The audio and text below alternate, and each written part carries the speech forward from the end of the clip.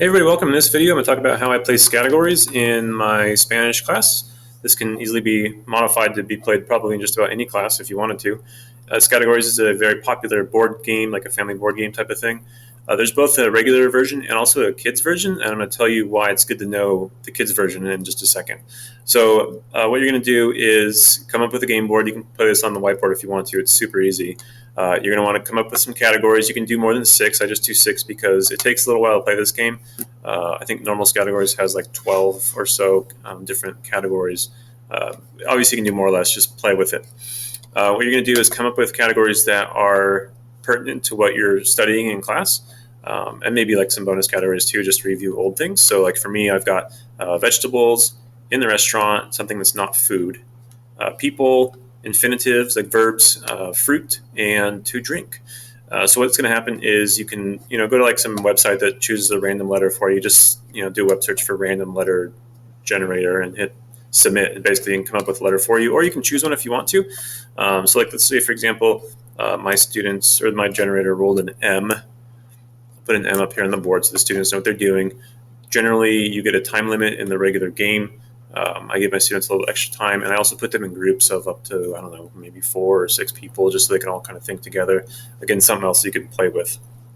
What they have to do is think up of words that start with the letter M for each of these things in the category.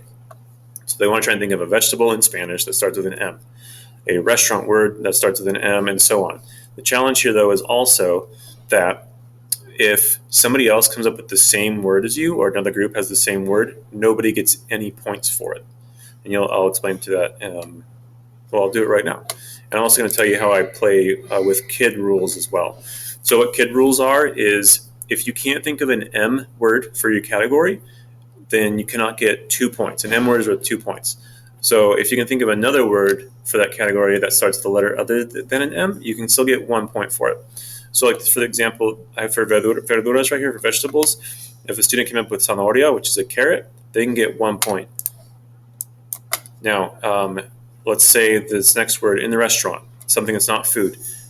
Maybe we've got like 5 groups in the class, but 2 of the groups come up with this word, mesero, which means waiter. So if 2 groups have it, 0 points.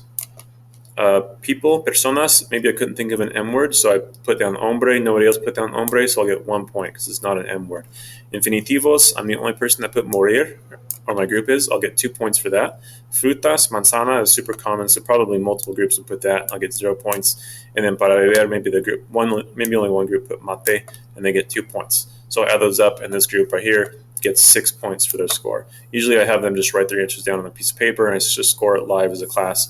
And I like to play up to 3 rounds, and sometimes I'll just like to throw in some old vocab, like maybe deportes for sports, or something that's totally not relevant to what we're studying, but just to refresh on some old vocab. And at the end, I'll just add up the points, and we can see who wins. And that's how you play Scattergories in your world language classroom. If you want to make a copy of this jamboard, I'll put a link to it in the description of the video, and you can copy it and edit it if you want to use it.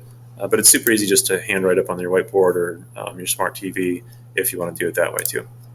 Thanks for watching. If you have questions, let me know. Otherwise, we'll see you in the next video. Hasta luego.